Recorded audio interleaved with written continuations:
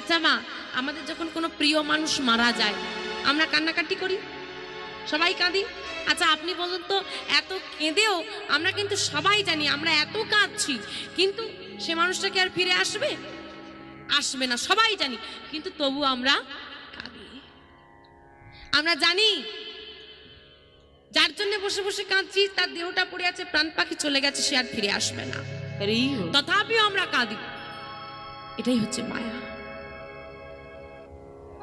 জাগতিক জগতের জন্য না জানি কত নয়নের বাড়ি পরিশ্রম করেছি, কিন্তু গোবিন্দ চরণে কপটা নয়নের বাড়ি দিয়েছ গো।